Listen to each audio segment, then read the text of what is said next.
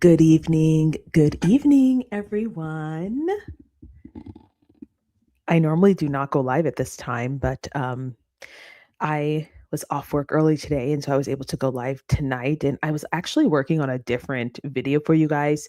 I went back and watched the Fort Huachuca live that Candace Owens did in January, and I was trying to go back and kind of see what she was talking about then and what we know now.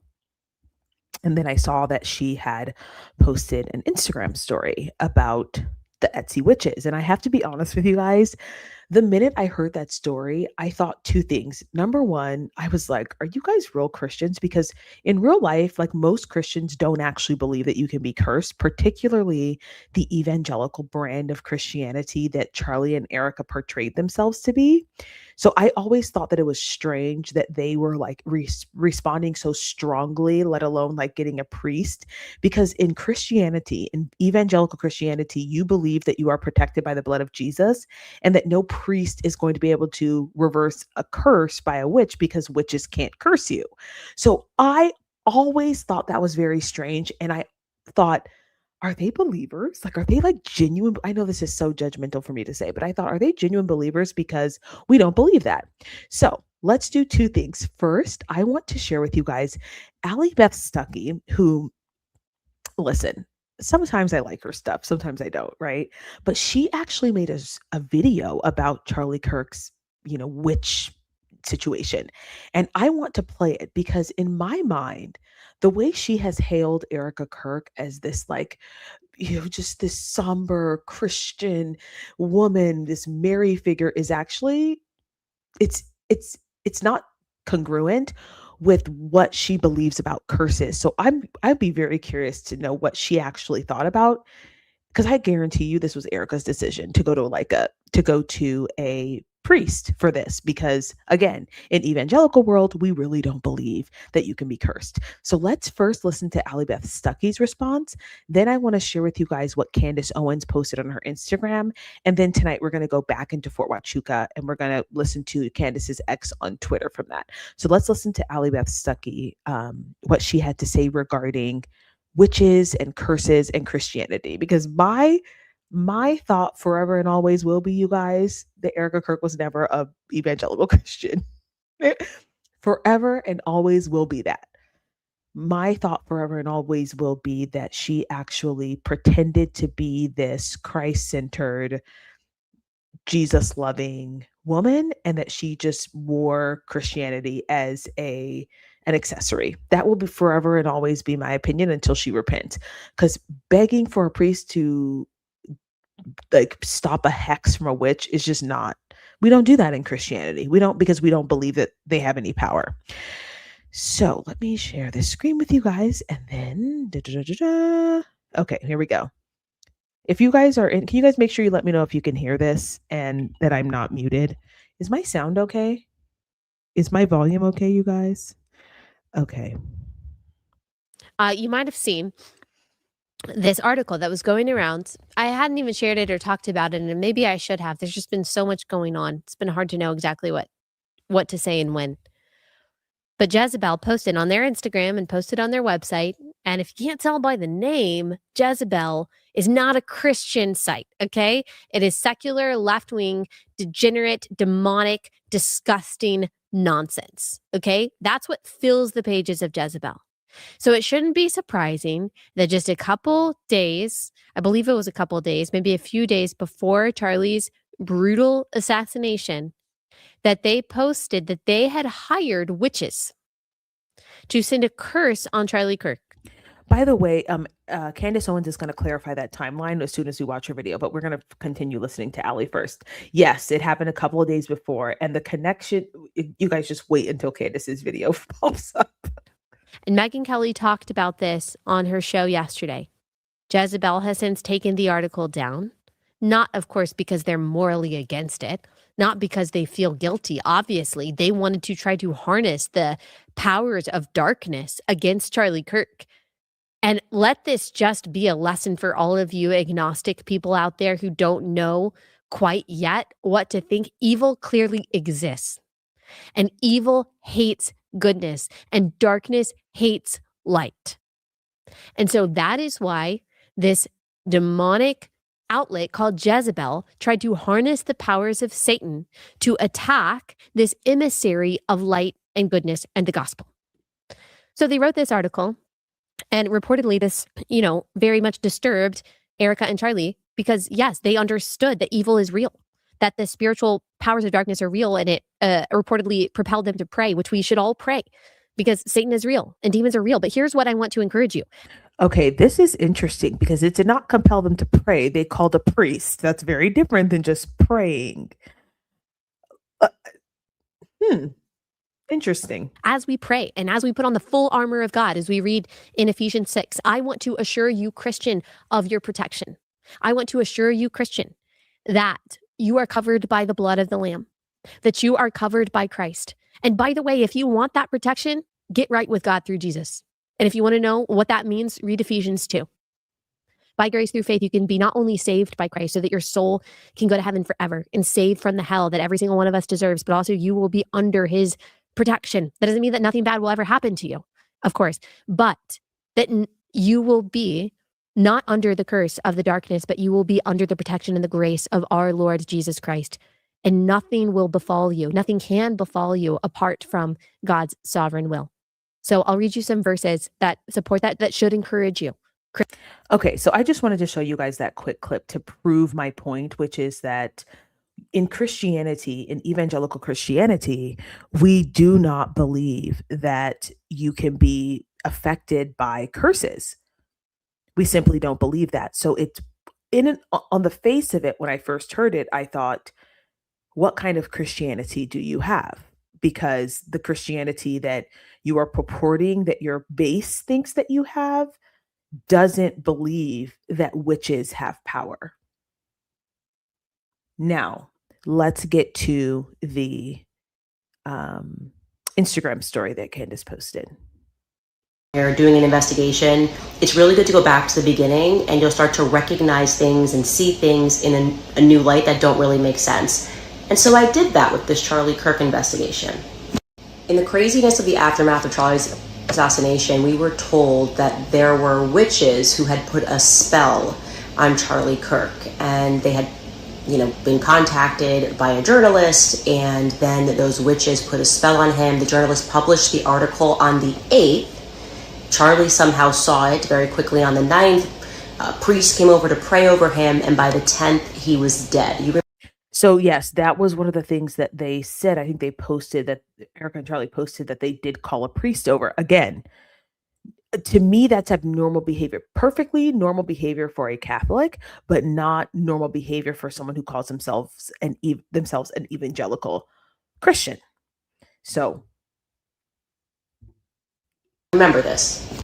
So I decided to revisit that and was kind of shocked to learn that journalist was brand spanking new. Like, she had started writing for the first time in May of that year, and just a couple of months later she decides to head to Etsy, and of all people to cast a spell on and to try a witch's spell, she chooses Charlie Kirk. I don't know, all that just felt a little bit random to me. And then I dug a little deeper into the witches themselves, okay? Turns out the witch's Etsy page was also new because in the immediate aftermath, Charlie dies on the 10th, Etsy moved to suspend their witch's account, but I went onto Wayback Machine, and yeah, they had been on Etsy for just under a month, and suddenly someone bought a spell from them, and Charlie Kirk was dead. Take a look at their Etsy page that I dug up because it's going to get a little bit weirder. So this is their Etsy page. They have plenty of purchases, which is weird. Like, I've actually tried to sell on Etsy, and if you don't have a product that is like very mainstream, t-shirts, wedding stuff, car stuff, it's very hard to get traction on Etsy. So the fact that they already have products and purchases is to this degree is strange. These Strix sisters did not even have a website, by the way. Like, I'm talking brand new, nobody knew who they were, and they filed for their website, purchased the domain name on September 12th. This is before Etsy suspended their account. They get their website up and going, and it's ready on the 15th. Take a look.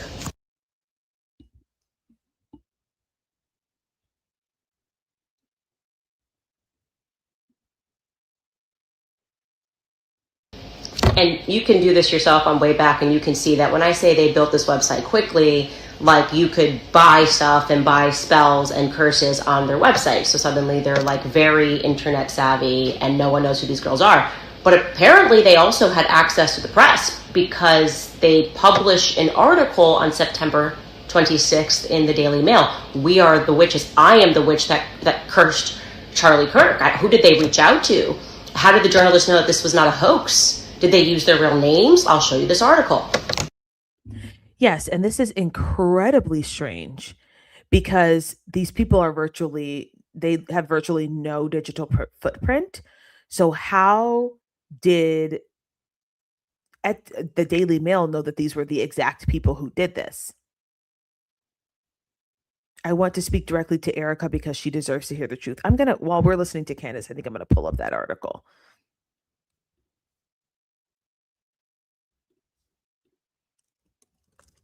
We are told in the article that a priestess Lilyn is the one who cursed Charlie. Again, there are no names used for these individuals anywhere, so I'm just curious how the Daily Mail writer, Nick Allen, and also there was a writer for the Mirror UK, felt confident that they were actually speaking to the individuals who allegedly cursed Charlie Kirk. Did they give them their real names? Can somebody on the internet find their real names?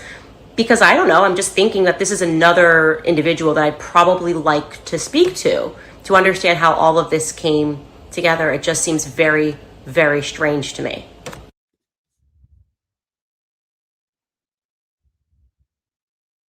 Am I technically asking the internet to go on a witch hunt? Yeah, I want the names of these priestesses, their real names. I think that's fair. I think that's a fair ask. I have a feeling this might be another piece of the puzzle. And here's what I'm thinking. I don't think she actually says it in the live, or in the Instagram story, but my thought is this was all part of the plan these are all red herrings, essentially. So whoever orchestrated this event, the Big Bang, as people are calling it, um, whoever orchestrated this was trying to put in red herrings, right, all over the place so that to kind of throw us off of the scent.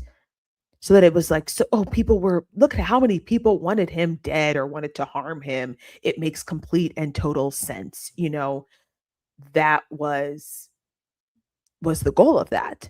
And so, yes, all it takes is for someone to know someone in the Etsy world, someone to know someone. Oh, I need you guys to purchase these, these curses from these people. I need you guys to create this website. It needs to appear genuine. And there are people who do this. Like, if you guys have ever seen Scandal, they genuinely have fixers. So this is not out of the question that they were using this as another way to distract the public from what was genuinely happening. Because again, like I said, for 1 second, I did not believe that they were genuinely, well, Charlie at least, was genuinely fearful of witches, like a hex. Like you cannot literally be a Christian and think that witches have the power over you. You just simply cannot. So someone orchestrated this with the intent of making people believe that this was there was a conspiracy, a conspired effort by multiple people to hurt Charlie. And I simply don't believe that. I believe that whoever was arranging this hex also arranged the assassination. I firmly believe that, but let's continue. Who put the quote unquote spell on Charlie Kirk that he was so concerned about the night before, which I call BS on? Okay, by the way, this is akin to Graham Allen saying that Charlie Kirk was like, they're really making Charlie Kirk out to be some wimp, like some gentle giant who had fears. Oh, he was afraid of Candace. She gave him anxiety. Oh, he was afraid of witches. You guys are really making him out to be a wimp. Like it's actually pretty bad.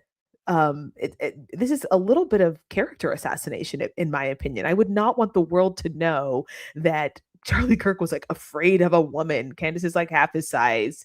But also, just the idea that he would be fearful of witches in a corner, burning something is just asinine. It's completely ridiculous. There were a lot of crazy people who wrote articles about us. Charlie losing sleep over a priestess who didn't exist a month ago seems a little extra to me. Anyways, if you find anything, email us at moretips@candaceowens.com. Thanks. And then, so this post was interesting. As a current Etsy shop owner, I have to say this seems to be the weirdest part to me. Now, in all honesty, I don't know anything. Now, in all honesty, I don't know anything about the market for spells and witchcraft, but to only have an Etsy shop for a month and already have 45 5-star reviews and 173 sales seems high to me. I I said that earlier. As someone who has used Etsy, it is very difficult to gain traction on Etsy for such a niche thing. Most people, their SEO must have been very good because it's really hard to get your stuff noticed on Etsy. After every one of my sales, I send a message asking for a review as well as a thank you note in their package asking for a review. After 6 weeks of my shop being open, I've only had about 10 sales and received one review so far. As you know, shops take time to build their online reputation and gain traction. Maybe there are more customers for spells than actual witchcraft shops, but it seems super odd. 100%. It's very odd. And I don't want us to think for 1 second that this could not have been manufactured. I don't want you to think there are people working above our government to conspire for these things. So this is not out of the question that someone arranged this Etsy shop and this so-called priestess, and she just out of the goodness of her heart came out and wanted to share with everybody how she, tried to hex Charlie, or it's yeah, it's actually insane. So I tried to actually get the article, but I don't want to pay for I don't want to pay for Daily Mail. So I'm not going to do that. Okay. So now what I want to do is what I was actually doing yesterday. And then my recording was so bad that I was like, I got to try this over. So we are going to Now, and then we revisit. can just We are going to revisit Candace Owens' X live. This was from January 3rd. So the one that I just showed you was from today. This is February 17th. This X live was from January 3rd. And this is where she visits the entire Fort Huachuca story. And I think this is important because now that we have more information and she's about to do an expose on Erica Kirk, it's important to revisit the details and get our ducks in a row for what's happening. The other thing that you guys should know, if you guys are not on X, sorry if that's really loud. If you guys are not on X, there is like Operation Mocking Influencer is so loud right now. I can tell that things are heating up. I mean, the way that they are going after Candace is crazy. The amount of random influencers who are just like, she's a horrible woman, she's evil, she's a lesbian, her husband is gay. Like it's crazy, you guys. If you are not on X, I'm gathering all the posts so I can show you guys what it looks like over there. But it is actually absolutely insane to watch. So let's listen to this live and respond together. just get started. Okay. So yeah, the first thing I want to do is just to make sure that everybody understands what the Fort Huachuca story is and why people are so fired up about it, because obviously I appreciate that not everybody watches my podcast, and there has been just such an aggressive, I would describe it as a misinformation campaign. A lot of people that are chasing rabbits. It has nothing to do with what we discussed on the show. And I do think it's important for people to also have the clarity of how quickly this all unfolded. So I did create this little timeline, which I just jotted down, because if I make one mistake, then the internet jumps down my throat. It's weird. When you hear how this all transpired, you're going to recognize that it all happened very quickly and very aggressively. So I have told the story on my podcast. I hate that. This is just the reality of how it happened. Okay. So it was a holy day of obligation, and I did my podcast. Obviously, we do not normally go to mass in the evenings on a Monday. I think it was Monday. I think it was Monday the 8th. And we went. I literally jumped off air my podcast, ran to mass, and for whatever reason, maybe because it was just like later in the day, I didn't do my usual prayer, meaning that I normally start my prayers with gratitude, what I'm grateful for, praying for everyone in the family. And this time, for whatever reason, I just went with just basically pleading for a missing piece and saying, essentially that everyone recognizes that there is something very wrong with this Charlie Kirk story, but I just feel like there's like a small piece of this thing missing. And I was just deeply praying for a missing piece. I just want you guys to know that was truly the backstory. I then go home after mass, I sit in my bed, and I open my laptop, and there are literally 50,000 emails in my tips box. That's the old box. That's not even more tips. That's the old inbox. And one just pops in, and it's from a woman, and she just writes, "I really think that you should call my friend Mitch. He has a story that you're going to want to hear." Okay. I never just, and someone drops a number, randomly call them. Obviously, I usually email back and I'll say, please give me some indication of this or that. I don't know what came over me, but I was like, ha, would this be an answered prayer? And I pick up the phone and I call Mitch. And he's kind of startled. I don't think he was just maybe with this friend. And he's like, "I can't believe I'm speaking to Candace Owens." And he then proceeds to tell me the story of how he was at Fort Huachuca Air Base dealing with an issue that happened 35 years ago, when he discovered a cartel tunnel. And he happened to, and I want to be very clear here because this is important, there were only two people that he mentioned to me on the phone, and he felt absolutely certain that he saw them. Okay. He said on the evening of the 8th, he saw who he then learned later on was Erica Kirk. He saw her at the Candlewood Inn and Suites on September 8th. She was with a younger guy who looked like he was in special forces. He talks about his watch. And the bigger thing for me was that the next day he said that he saw this meeting that he accidentally stumbled upon, what must have been a very important top brass meeting. Essentially described it as like there were 12 to 13 O6s, and you don't see that much unless it's a very important meeting. And he described the meeting in military terms. The way that I understood it was basically, this is like final hands on deck. We're about to go on, and there's going to be a mission. And he stumbled into this building by a long set of circumstances. He was going to get a coffee. He didn't realize that JTF had gotten back together. He struck up a conversation because he recognized the patch of the 10th Mountain Brigade. And eventually they tell him, "Oh yeah, we're actually using this random offsite building. We're back together. It's now JTF Southern Border."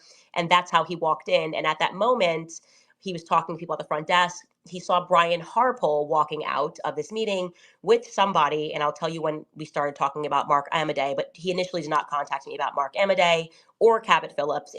I recognized Erica Kirk on September 8th, leaving the Candlewood Inn Suites on the base, and I recognized Brian Harpole on the 9th, the morning of the 9th. The meeting was concluding at 7:30 a.m. Now, obviously, because the September 9th, the way that he described it was, first and foremost, this is like, we're about to do a mission. It's the day before Charlie Kirk dies. There's been a lot of speculation about Brian Harpole. He definitively has lied about things which are on my list.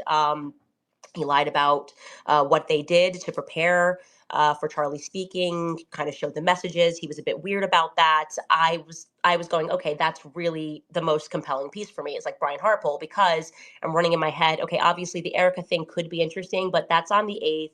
Maybe Erica was with Dan Flood. I mean, I just want to point out that for all these people who were saying that she was going after Erica initially, they're all liars, because here's yet another instance of her saying, "I'm not like, there are a million and a half reasons why Erica Kirk could be at Fort Huachuca that have nothing to do with Charlie Kirk due to her proximity with her mother."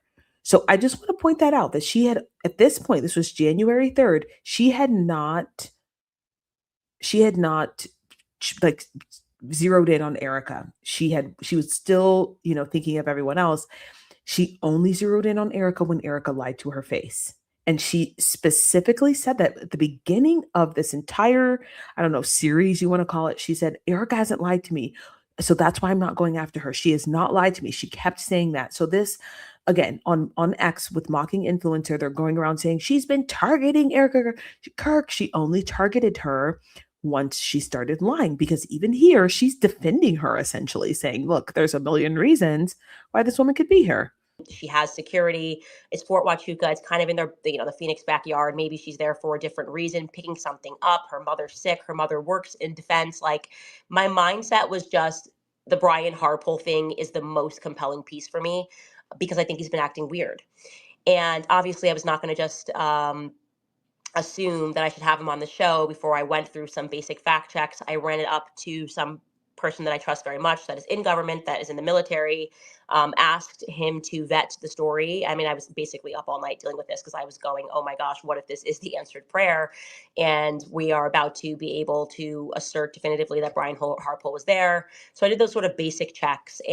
And here's the thing, Baron Coleman just released on his podcast the fact that Brian Harpole's security firm is right next to Fort Huachuca. And all he had to do was say, hey, I was working on a different project.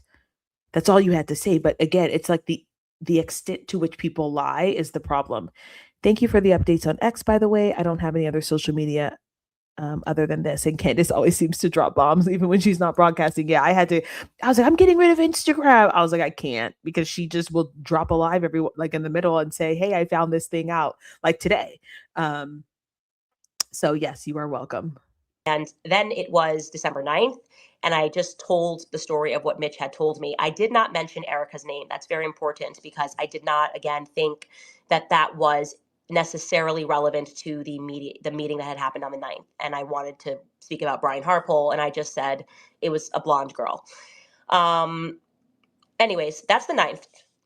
On December 10th is the very next day is when Erica sat down with Harrison Faulkner on Fox News, and she addressed conspiracy theorists as sick and said that she wanted them to stop. And then suddenly I'm trending and people are like, well, she's basically saying that you need to stop. And I was like, okay, that's just weird. Then the next day on the 11th is when Barry Weiss used the snippet of the now infamous, stop, just stop, which the TikTokers went very crazy on. And I was like, okay, that was specifically obviously about me. It's like Barry Weiss said, the podcaster Candace Owens.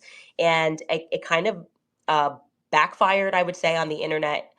And suddenly the next thing I knew, Erica and I had a date to meet on that Monday. So that was Thursday. That's the stop, just stop snippet. Friday, I had no show. Sunday, I want to tell you this part because this is important. On December 14th, I received a text message from Ian Carroll. I hope he is in this chat. I'd like him to jump in case I get anything wrong here. But the text message was to me and my producer, and he was like, hey, like, I have something for you guys that I need to discuss. It's pretty urgent. When I got around to calling Ian, he told me that basically he had received information from someone. He didn't want to give me the name of the person, and that definitively, like, Brian Harpole was preparing some huge lawsuit against me. And I was like, that's really weird. And I think he said like some big like Texas lawsuit. I don't know what but like basically it was like it's a big lawsuit and like, you're going to want to be careful talking about this. And I was like, okay, well, that just can't be accurate because that's not how lawsuits work. I know about lawsuits. And I said, I think someone's intentionally giving you bad information to try to. By the way, it is now February 17th. I'm saying this for the record. And Brian Harpole has not sued Candace Owens. And I think this was all part of the operation to try and get, again, this was a an intimidation tactic, okay, from Daily Wire, TPUSA, to get Candace Owens to stop. And that's why I firmly believe I didn't then and I do now that she is over the target, because from this day we started to see an uptick in influencers turning on her, which means people were getting paid, people were being called, etc. Scare me from talking about the Fort Huachuca thing anymore because I hadn't yet hosted Mitch to tell a story, but I had indicated that like I might do more with Mitch or I might pass him off to Ian Carroll. Next thing you know, Ian Carroll's getting a phone call and told that I'm about to get sued for mentioning Brian Harpole. So I thought that was like a little weird. And I basically said to Ian, I think, yeah, intentionally somebody gave you bad information. You first have to start with the cease and desist. And I don't factually know if what Mitch said was wrong. That ends. Monday is when Erica and I obviously had to sit down for 4.5 hours, and Turning Point kind of hosted a Q&A, which I thought was unfair and against the rules, I will say, because we agreed to not speak about anything. But that went on. Obviously, on the Tuesday, I came back and actually, let's go back to the meeting with Erica, because this is also relevant. During that meeting, I did not bring up the Fort Huachuca thing because I, first and foremost, needed to continue vetting various aspects of it, but also I have Brian Harpole's number. And so I was just going to text Brian Harpole directly. But it is worth saying that during that interview, Erica gave me Brian Harpole's flights and said, like, I know that you mentioned that you thought Brian Harpole was at this interview. Here are his flights. Now, you guys would later see those flights because Alex Jones then mysteriously has these flights. I took the flights from her. I thought it was interesting because I didn't bring up Fort Huachuca, and I wasn't intending to bring up Fort Huachuca, and I hadn't mentioned Erica on the show. And I looked at them and I said, "Oh, well, is not an alibi because the meeting ended at 7:30 a.m. and planes that left Fort Huachuca were back in Texas. Actually, the SAM plane, as we know, went straight to Texas." So this is where I believe that Candace and company started to think something's up with this because she didn't bring it up. Like the a telltale sign for TPUSA is talking about things that you didn't ask for. So anybody who's like has any semblance of intelligence or like I don't know, yeah, and by intelligence I mean like espionage, secrecy work would not you don't volunteer information, but they're so guilty already that they're trying to provide alibis for things that nobody asked for. And I think Brian Harpole's flight left at like 3:42 or something in the afternoon in Texas. So I was like, this does not conflict with the idea that he could have been leaving a meeting at 7:30 a.m. So it's a pretty short flight to Texas. So I said that, and that was it. But I said, but thank you for giving me this because now I can tell people that I have these flights, and also that he doesn't like yet have an alibi for that morning. I just wanted to mention that because I feel like that's important. Anyways, obviously, when we went back on air on Tuesday, I recapped I was tired and just kind of went through kind of the high points or the things that we had discussed. It was a very long meeting. On Wednesday, we broke the story about Charlie's car, and that we actually had exclusive photos of what the inside of the car looked like. On Thursday, I made the decision to have Mitch on my show. And the reason why we made that decision is because we were then working in the background to verify other aspects of his story, and we were able to do that. I now felt beyond confident. He had sent me all of his metadata. He had sent me, as you guys already saw, his ID cards, his former passports, his new passports. He even sent me, now I can't say that this Mexican person was in the cartel, but his story was that he was being hunted by the cartel. He certainly had like court documents documenting that a Spanish person had broken into his home and whatever had happened. So I believed him. I believed his story. I knew that he was a Green Beret. Like I told you, I verified that information right away. And I knew that he had stumbled upon this meeting and he thought this is why they were pulling him aside. They may have thought something else, but it was substantially true. Everything he said was substantially true. Whether or not he saw Brian Harpole, I don't really know, right? Now, of course, the decision to have him on, I was aware that I could not say to him, I felt that that would have been super inauthentic if I was like, hey, tell your story, but like, let's not talk about the fact that you think 100% that you saw Erica. Like that would have just been inauthentic. And I feel like people know that, I don't know, you guys would have just like sussed that out in 4 seconds. So I understood obviously that we were opening a can of worms because people were going to be compelled obviously by the fact that potentially Erica Kirk was on the base the evening before, if you will, on September 8th. But again, my main thing was Brian Harpole. During that time, as we were vetting his story, he described the congressman. He thought he was pretty certain that it was a congressman of some description. And he described him what he looked like, glasses, about the age, and he said the height was 5'9". So we were sending him photos of congressmen that we thought could fit the bill, just so you guys know this. And he was like, no, no, no, no, no. We sent him Amadei, and he's like, this person looks very familiar. Like this could be the person. Like, have you looked into his story? Like, do you think that this could be the guy? Like, this is the first person that really looks like the guy. And by the way, we found out that the waters are still murky. We don't think it was him. We're not sure. There are other people who it could have been. And to be honest, I don't know if that's as relevant right now. I think what's more relevant is the fact that Baron Coleman has information that potentially Erica was already in Provo, Utah. So I think this part of the story is kind of pushed to the side right now. It's in the archives temporarily because we just don't know, and I don't know that it's as relevant as the fact that Erica Kirk might have been in Provo. And he said, "Is he 5'9"? And I Googled that and it said he was 5'9". I actually think Google's wrong on that. I think his height is wrong. I will say that now. But it's important for you to know that he did not initially come to us with Amadei. We sent him photos. It was just Erica and Brian Harpole. Okay, so we have him on, obviously, and he says both of the names. And what happened thereafter is what I can only describe as like an explosion. I get contacted from somebody who's in DC, and they were very concerned and thought maybe somebody was feeding me bad information. And I was kind of interested in the phone call, not going to name the person, but was basically like, worried about your security and things like that. And I was like, I think we're good. Like, we're just kind of vetting the story. Then on the 20th, and this is very interesting, these two YouTubers, Valhalla and Paramount Tactical, reach out to Mitch. And they're being super nice to him. And they're saying, or one of them said, and I don't want to mix them up, but we have the video of it because Mitch is predisposed to paranoia. And he recorded them. And I'm going to drop the conversations. I'm happy to drop them after this live. They're so nice to him. This is on December 20th. And they're not questioning whether or not he was in the special forces. They're not saying anything weird. And they're actually saying to him that I may be under foreign influence. And I'm like, okay, these guys are clearly not good guys. Or actually, the 20th is when he first told me that they had reached out to him and wanted him on his podcast. So in hindsight, we did not know that Paramount Tactical was being paid, or I shouldn't say being paid, that Andrew Colvette was texting Paramount Tactical.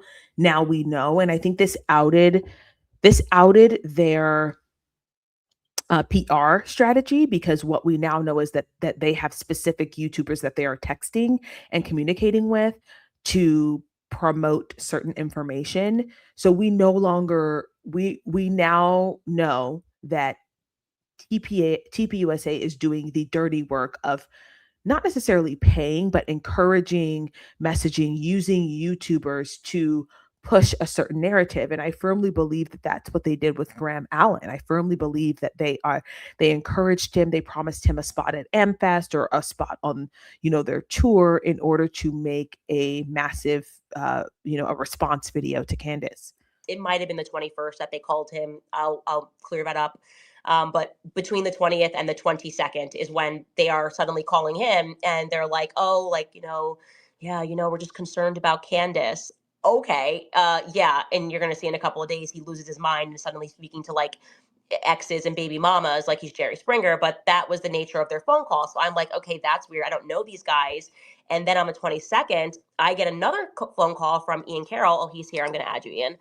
Add a speaker. I get another phone call from Ian Carroll, and this time Ian is totally freaked as in very concerned, because obviously I have a good relationship with Ian Carroll, and to some degree he respects Valhalla. And he's like, look, I have this friend who's in the military. He has a YouTube channel, and he basically runs me through, and he's basically saying that he wants to talk to me. And it was kind of said to me in a way that was if you don't kind of take this rope and jump off of this Mitch train, what's going to come out about Mitch is going to be explosive, and you're going to go down on the ship. That's essentially the vibe that Valhalla was giving to Ian Carroll. And that's because they sorely misunderstood the politics, the morality, and the sentiments of us and Candace and the followers, because essentially what they were warning him about is how Mitch is a bad husband. As I've said in my other videos, we don't mind a jailhouse snitch. Oh, he beats women. Yeah. Again, you voted someone who has felonies, who has a potential weird history with little boys into the White House. So we care about the truth around here. So you can call me all kinds of names in the book, but did I lie? That's the question. And so now we know that was another attempt by potentially TPUSA through Valhalla VFT and through Paramount Tactical to try and push Candace in a different direction. And basically kind of demanding to get on the phone with me. And I was like, And then he starts talking about, first he said stolen valor. Like he was never a Green Beret. I was like, he absolutely was a Green Beret. I sent that up the chain of the government. Like, that's just not true. And it felt to me like they were clearly being quite aggressive with Ian on the phone, demanding to speak to me, demanding that I allow them onto my platform, talking about his like ex-wives. I was like, I don't care about any of this. And I said to Ian, this seems to me like they're trying to distract me with stupid stuff. Like, if he has something that is concrete that like Mitch somehow defrauded me or lied and did like definitively was not a Green Beret, then please just have him email it to me. And I said, and if he emails that to me, I will deal with it immediately. And I also made it clear to Ian that, because they were like, oh, then like she could get in trouble for fraud because she raised money for this guy and he wasn't even like a Green Beret. I was like, first off, he never asked me to raise money for him. So the idea that he was doing this to defraud me for money, that came out naturally when I was live. I said I would do a give, send, go, because I said people were going to start digging up things.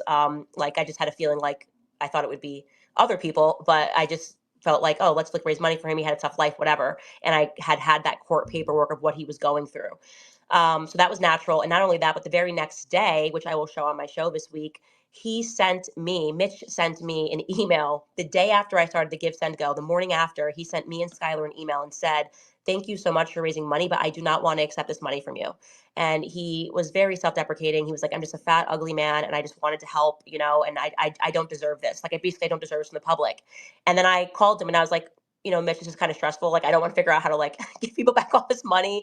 And he was like, how about this? If the tip that I gave you proves fruitful, like if it's actually Brian Harpole or if it's Erica, then I will take the money. Otherwise, I don't want it. So he was never trying to get money from me. That whole, he's a fraud, he was trying to steal, like none of that is real. It's just completely made up. And again, I will drop the receipts of exactly when he emailed me the morning after. So yeah, that's what I said to Ian. And I was like, I just don't care about anything about his background at all. I want to know if they have anything about him not being Green Beret. I will obviously post an update and say this guy completely tricked me with his metadata and everything. They were unwilling to do that. They did not want to do that. And so that's when they started, I guess, talking to his estranged son from 20 years ago. I don't know. These people are worse than these cheating spouses that are caught trying to gaslight. Oh yeah, it's so bad, and and to have hired a PR firm. Oh my god, I have so many thoughts on their PR firm. I'm doing a live stream tomorrow on Operation Mocking Influencer so that I can specifically talk about how horrible their PR team is, because this fixer thing that they're trying to do by sending out their flying monkeys on X is awful. It's an awful, meaning not awful towards Candace or evil. It was poorly executed, and it's so obvious that that's what people are doing. And also Ludnick too, he was neighbors with. Yeah. Again, by the way, TPUSA has said very little about the Epstein files, but they're very much concerned about the ethics of a Green Beret who, surprise surprise, beats his wife. I'm sorry, but like that's kind of standard par for the military at this point.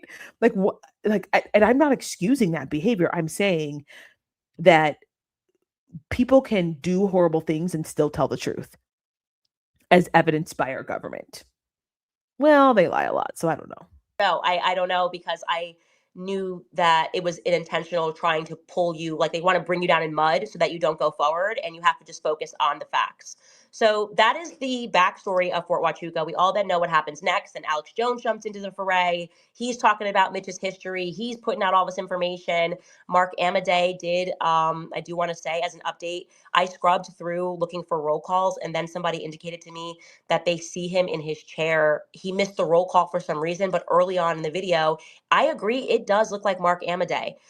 So it could be him. And we're looking for somebody else who looks like Mark Amadei. And I also think his height is wrong on Google. I don't think he looks like he's 5'9". So Mark Amadei might be completely like off the hook on that.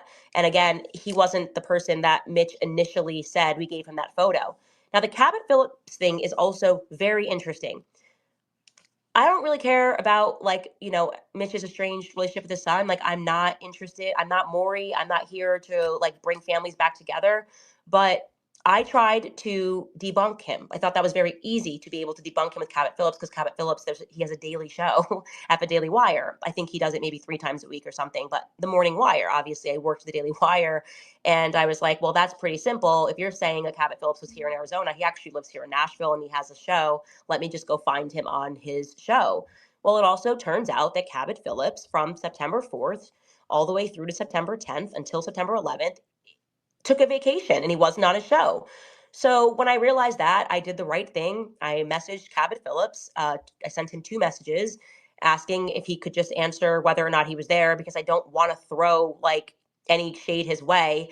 I had sent him, just to get to the Cabot Phillips bit, I had sent Mitch multiple photos of guys like this person. I thought maybe Dan Flood this. He's like, no, no, no, no, no. I gave him no context, but saw that Cabot Phillips was trending, and I had no idea he was one of Erica's exes.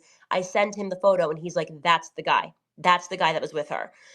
And again, I'm now relying on Mitch's memory. I don't know what his facial recognition software is. If it's like mine, it's terrible. Okay. I can meet someone like 5 times and still not place their faces.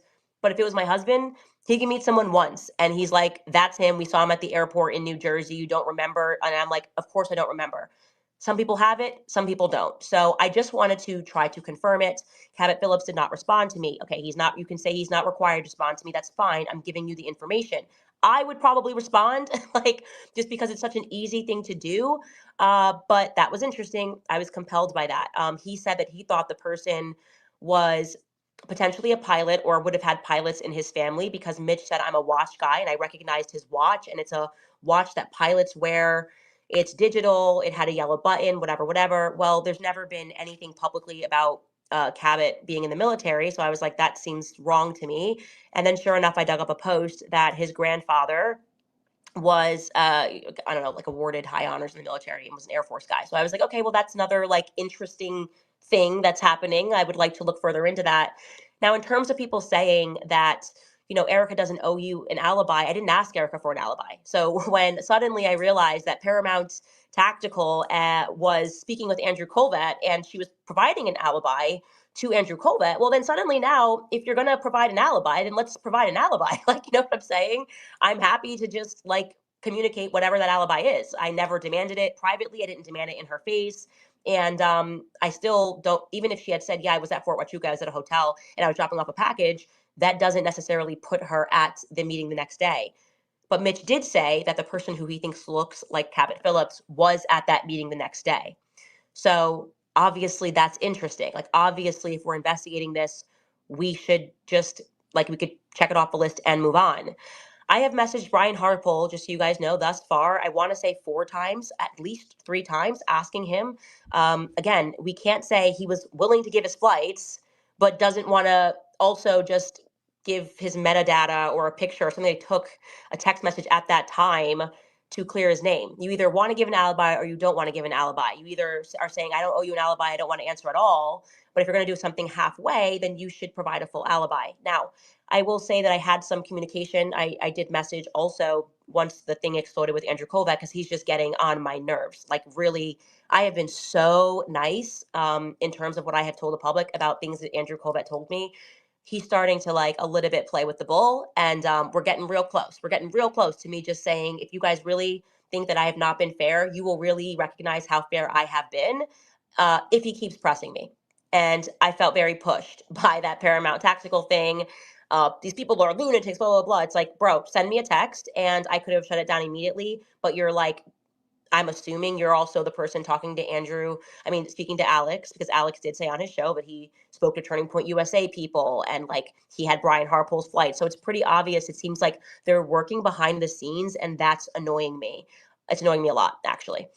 Um, Anyways, so once I saw that Andrew Colvett was speaking with Paramount Tactical and being, I don't know, I guess sort of denigrating what we were doing, I then was like, okay, let me text someone more responsible at Turning Point USA and ask, hey, do you guys want to give me an alibi? So I put Andrew Colvett and the COO in a chat, and I was like, hey, just figured we could have a direct line and you can just give me Erica's alibi and I'd be happy to publish it, because I'm not interested in like throwing mud on someone's name. I just want to get to the truth.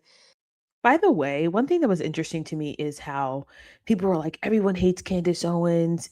I'm sorry, Graham Allen said that, but it seems to me like Andrew Colvette and Candace Owens have a pretty open relationship, at the very least cordial, that he would be volunteering information to her prior to, just shortly after Charlie's assassination. So I think, again, we're seeing people making up, just blatantly lying about the relationships that Candace Owens had with the people at TPUSA. Because if she's speaking to someone who is high up in TPUSA, that means that she did not leave on bad terms. That she's still getting information from people that genuinely like her. So everyone did not hate her at TPUSA like Graham Allen wants you to believe. And even Andrew Colvette, and even the fact that Erica Kirk met with her tells me that there's at least a little bit of respect there for Candace, just purely based on her relationship with Charlie. That conversation was had yesterday, and they did give me an indication of what she was doing, which was making dinner for Charlie. I have asked for metadata to show that it was Charlie that she was texting, and I'm still waiting for that. So the last conversation I had with them, I think that was yesterday, Sunday at around 1:00 p.m. ish, my time, Central, I think, and they said that Erica got busy with the kids and that they were going to get me something. So I'm still waiting on that. Just so you guys know that I have been responsible and speaking to the people directly trying to get the information. Now, obviously, Sam, I very much agree with you, and I'm going to let you jump in here. Actually, let's start with Harrison because I would love to hear his side. I think it's for the most part, he's done a lot of great work. He has not been feeding us a fed slop and telling us that Charlie had a magic neck, and it's good to hear from people who disagree with us. So Harrison, if you want to unmute yourself and jump in, that would be great. Yeah, thanks for having me. I guess my whole thing is why does this meeting even matter? Like, what is the actual claim that's being made here? That's been my confusion the whole point, Yeah. the whole time is like, okay, let's say that there's absolute proof, photographic evidence that everything that Snow says is true. Like, who cares? I mean, what does that prove? What is the actual accusation? Who do you think was conspiring with who to do what? Yeah. And I think obviously the name of the episode was, the day before Charlie Kirk was murdered. The insinuation is that this was a assassination planning meeting, Yeah. which I don't even see any evidence of that. And then people I'm arguing with online are saying, no, this has nothing to do with the assassination. Yeah. So yeah, I guess if the space is why this matters, why does Fort Huachuca even matter? Like, what is the claim being made? I still don't even understand that. So it matters because why would Brian Harpole be on Fort Huachuca at all?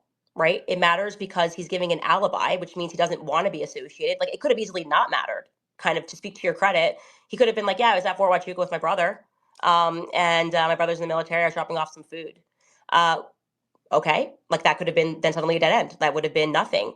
Now, because Mitch had described this as a top secret meeting in an off-site building and had described this as top brass at the Pentagon and said that these sorts of meetings, and I am forgetting the military term, are when you're just about to embark on like a mission. I know I really uneducated, but military guys will sound better saying that. It was compelling. Like, okay, like I said, Brian Harpole was acting funny. He's been acting weird. He's been telling verifiable lies, and he cared enough to present an alibi, meaning he didn't want people to think he was there, right? So if you have to give someone an alibi, it's because you don't want people to think that you're there. An alibi is not needed if there's nothing to hide. So Well, that's why it matters. I think that's why it matters. And this reaction, rather than being forthcoming, is why it suddenly feels like, okay, this is important because no one's acting normal. No one's just like, oh yeah, cool, he was there. Like, it also is, as we have now learned, it's an intel base. He was telling the truth about exactly what building it was. I didn't name the building on my show because I wasn't sure if that would be like a national security problem, but it just happened to be that JTF was borrowing that offsite building, and it was supposed to be a top secret meeting for those purposes. Somebody that was involved in blacking out the windows had sent us a tip. Again, it's how people are reacting to the meeting that lets us know that it's important. Okay. I mean, Now, I guess. regarding the hotel, I never said it was important. Like I said, my perspective was there's 1,000 different reasons that she could have been at that base. Her mother has a contract or had a contract, has a contract with the DoD. Erica has been open about her mother's ties to the military in the past. She actually did an interview and said that she moved to Arizona because her mother had a contract with the military. So again, weird thing is when Andrew's like, Erica wasn't in some fort, as if he's never heard of Fort Huachuca. His brother is in the military. His brother is a Captain Curtis Colvett. His first cousin is Captain Robert Colvett. So that kind of a language is why I've named this, why it suddenly really matters, right? It was sort of one episode. I didn't exactly dedicate a whole series to it. The reaction has been so almost like violently obsessed that the public is now going, oh, okay, well, it feels like there's something here. And I want to respond to this because a lot of people, even in real life, are like, well, her, the response that I get a lot is, well, her investigation, she hasn't proven anything. She hasn't proven anything. And I think that's because we are a investigatively illiterate country. Like, we don't actually understand how investigations work. We only watch investigations on television, so we don't understand that there's a million dead ends, that you don't have to be accusing anyone of something to gather information. Even in a regular murder case, they interview the spouse. Like, if there's a spouse around, they interview them, they see what the spouse was doing, they ask questions.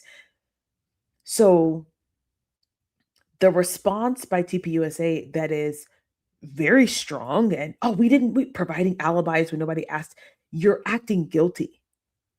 So in law enforcement, if you provide alibis before they ask, they actually think that you're guilty. Whoever watches this, if you are a police officer or married to a police officer or married to a criminal investigator, tell me I'm lying. If you offer an alibi before they ask for it, police officers, investigators will think that you are lying to them, that you are part of the crime, because that's what guilty people do. This is just natural. So for him to be asking, and many people saying, well, she's blaming Erica. It's actually, no, she's literally just asking questions, because that's what you do during an investigation. And then once you have the full story, then you put it all together. And by the way, this is why it takes years to solve crimes, because it's information like this, piece by piece by piece. And it takes years sometimes to get all of the tiny puzzle pieces together and then to create a story. So these people who are on X talking about it's just one thing after another, one thing after, she's not really revealing anything new. She hasn't really made a claim. Yeah, because that's what smart investigators do. If you work at a police precinct, or you've ever worked in crime scene investigation, you know that you don't just start you don't just start sharing your theories until you have enough information to create a theory. And we don't have all of the information yet to create a theory. So there will be people on X saying that she's wild and crazy and out of control because, number one, they are not investigatively literate. I think that's just sort of our natural instinct. Okay. I mean, I think if you're saying that somebody is somewhere and they weren't there, then providing the alibi is not in and of itself suspicious. If the alibi is not confirmed, I guess you can be suspicious of that. But again, I still, there's still not an answer. Like, okay, let's just say you're right. Let's just say that absolutely they were there. Yeah. What does that prove? What is the accusation? Because what it sounds like, and I mean, what the insinuation obviously is that this was a planning meeting for the assassination, and the people there had pre-knowledge of the assassination and were therefore in on it. So I think that if you are making that accusation, which in effect you are, right? You're in effect saying, okay, Erica Kirk and the head of TPOSA security were at this pre-assassination I didn't planning say meeting. Erica was there, so you guys have to stop repeating that. It's Erica was never at that meeting, and that's another thing. I've never said Erica was at the meeting. Mitch has never said Erica was at that meeting. There was never an indication she was at that meeting. He did not see her on September 9th. It was Brian Harpole who was at that meeting. To my knowledge, Brian Harpole, I don't know why he would be at an intel base at a meeting with top brass. And what I can tell you is if he was there, Turning Point doesn't know he was there. according to Erica and Justin Strife, who I sat down for 4.5 hours. So if Turning Point has him on their payroll, and they've outright purchased a security firm, and they don't know what he's doing on an intel base, yeah, it matters. And we don't need to know the conclusion to follow the clues here that something's wrong. So that there's this fashionable thing where people are always like, well, what's the final thing you're saying? Well, we don't know the final thing that we're saying, because that's not how an investigation works. Well, We you have to can, but follow the thing that's the lie. We have to follow, okay, this guy said he was here, he wasn't. Well, what does that mean? I don't know what it means yet. I don't know what it means yet. What I'm saying is the reaction to this is not normal. Brian Harpel shouldn't be on an intel base if Turning Point doesn't know about it. And he's presented an alibi that doesn't actually cover where he was, but he felt it necessary to give an alibi. So, I don't know, interesting. And I think we have a right to think. So, if okay. that's So cool, I'm just gonna let somebody else jump in right here. Just, I think, is that okay, Harrison? Or do you want to just have a final thought there before? sure. I just okay. So Erica Kirk was not there. You don't believe that Erica Kirk was there at all. She wasn't there So on the 9th. She was not seen on the 9th. It's not about whether I believe she was there. She wasn't seen on the 9th. That was never said. He never said it. I never said it. okay, but Yeah. she was seen on the 8th. Yes. And not Okay. at the Intel meeting, not in the Intel, headquarters or whatever building they were using. She was not seen with the top brass, nothing like that. Okay. So So the pre-assassination planning meeting happened on the morning of the 9th. She was seen in the area on the afternoon of the 8th, but those were unrelated. She just happened to be they are there. related because of the person she was with, who he Uh-huh. believes looks like Cabot Phillips. He did see that person at the meeting on the 9th. Okay. So again, you are saying that basically these people were there to conspire to kill Charlie Kirk, right? I You mean, can keep saying what you're saying, or you can listen to what I'm saying. But if you want to just say what you're saying, just say it and don't put it behind you're saying. Just say, hey, I'm Harrison and I'm saying, right? That's easier, I think. So what did you okay. say? Hi, I'm Harrison. What I'm saying is Right. that in 2 months, nobody is going to remember the name Mitch Snow or Fort Huachuca, and this is not going to go anywhere, and that this is a nothing burger. I just think it's an absolute nothing burger that's not going to lead anywhere. I mean, maybe I'm wrong. But you can prove me wrong. But again, my whole thing has always been that this devolves into this question of like, was he there? Was he not there? And the whole time I'm just going, what does it matter? If the conclusion is that he's a complete liar, it's the exact same outcome as proving that these people were actually there, because so far you haven't connected it to the assassination in any way whatsoever, except that maybe this guy thinks that he saw people that are around Charlie Kirk. And my whole point is, obviously the insinuation is, I mean, again, when you're saying Erica Kirk was there, but not actually there on the day, but in the area, but not because of the assassination meeting, but it's like, okay, clearly the insinuation is that these people had something to do with the assassination, and you can make that claim or not, or pretend that you are, or pretend that you're not, but you obviously are. But like, that's all. I don't really care about Okay. any of that. Thanks, But Harrison. you have Thank you. to. Thank you. Let's give somebody, I think, Okay. just because you say something clearly and obviously and clearly doesn't make it clear or obvious. Okay. I'm following this investigation. Charlie was assassinated. I'm going to take every step and I'm going to say what I know at the exact time that I know it. So I cannot say that it was definitively an assassination meeting. I can say that I have a feeling about this meeting, that if it is in fact Brian Harpole there and he's lying about that, then that's not good. It's not a good thing, because there's no reason to lie unless you have something to hide. But thank you so much for your feedback. I appreciate that, and hope to speak in the future. I am going to allow Ian. Did you want to jump in here? I'd be happy to, but depends on what you want to talk about. I had to jump in late. I was in a different meeting when I got some text messages of like, yo, get in here. Oh, yeah. I was just mentioning, I was giving the timeline and just telling people when you and I had the call, and you were kind of just trying to give me a heads up about, Valhalla, I think it was Valhalla, right? That wanted to speak with me about Mitch, and that his backstory was stolen valor. I wasn't sure if I got something wrong, but I thought it was Valhalla, right? Yeah. I mean, there's been a lot of people that have been trying to get a hold of you. I'm like a regular conduit for people trying to get a hold of you. You know how it Yeah, is. yeah, Um, exactly. but yeah, definitely there's been it was once things started to fire up, people were starting to talk about like what they saw as holes in Mitch's story. Yeah. And it's been very interesting to watch how that has evolved on channels like Paramount Tactical especially. Yeah, and now I don't know if it's evolving or devolving. Yeah.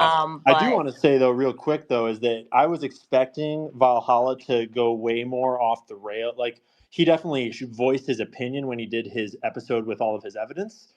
He definitely came out hot and voiced his opinion. But I actually was pleasantly surprised by how Valhalla did that, in the sense that based on what he knew and the source that he had, he condemned what he saw as what Mitch was and what Mitch's actions were. But he also didn't like. I felt glad that he didn't overstep himself and kind of blow up on you too hard and try to like over extrapolate what he was showing. But I also have been watching what other people have been bringing out about Mitch since then, that seemed to make me question whether what Valhalla had was the whole story. So I'm just kind of sitting back and Yeah, watching and all that the was also evidence. another thing. I think that's a good point, Ian. Is like people that were pretending that they were speaking to like his like baby mamas and his son that he hasn't spoken to since he was 2, by the way. So if he hasn't spoken to him since he was 2, the implication is his son knows his father through his mother. That's like what happens when you don't speak to your father Yeah. since you were 2.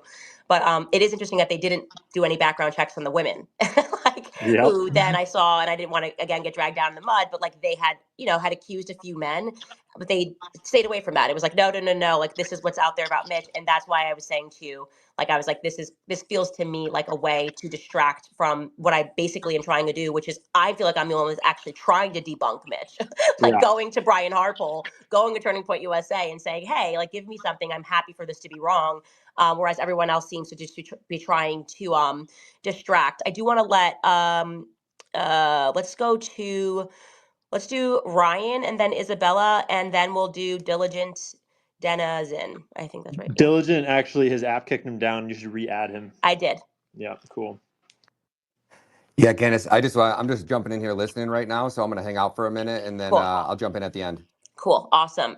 Isabella, did you want to jump in here?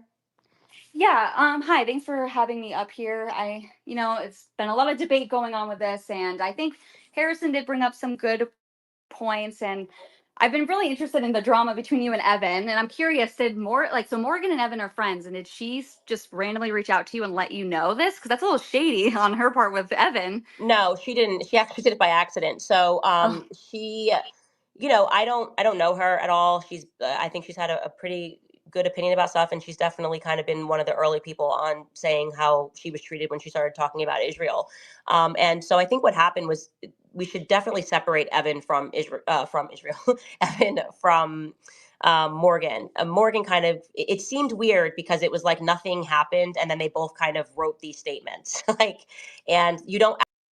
Okay, that is basically the end of this live. But I wanted to revisit the timeline mostly of what occurred, how Candace got the information, and then the lies that people told, how this quickly again devolved into a campaign to um, basically discredit Candace and discredit her journalistic capabilities.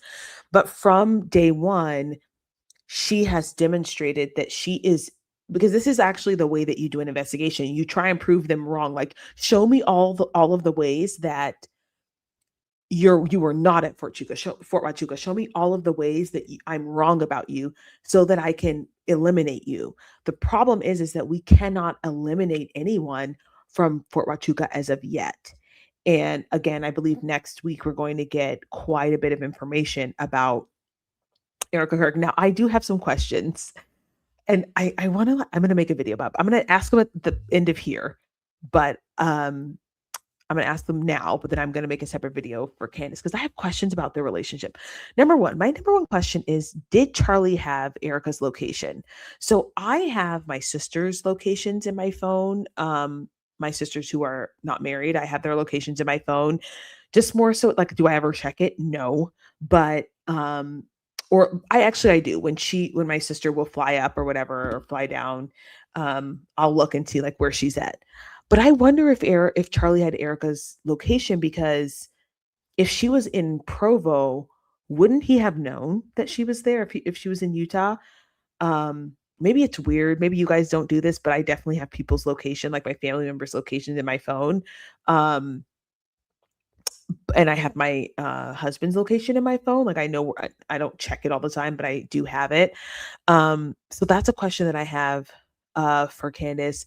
I also have a question regarding their spiritual beliefs, because I want to know when Charlie started going to mass with Erica, because it seems like that was a pretty recent thing, but she had always presented herself as a devout Catholic.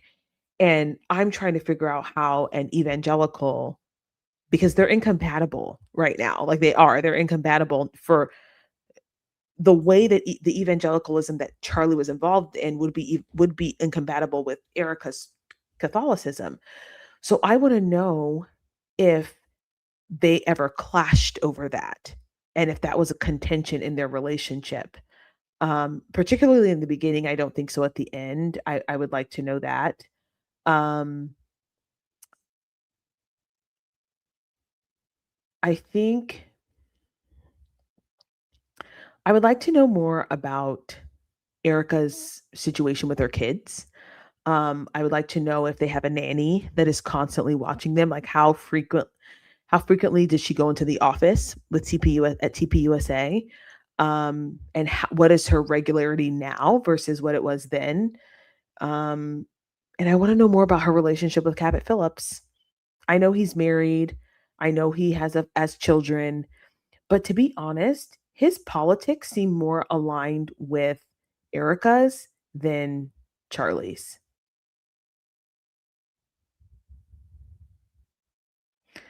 I bet that she turned shared locations off and Charlie saw, because he would get notified if they both have iPhone, and his suspicions grew.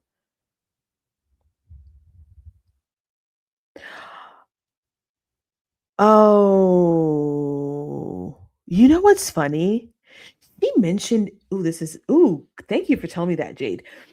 She mentioned in an interview that she turned off their Wi-Fi at home. And so, yeah, that would make sense.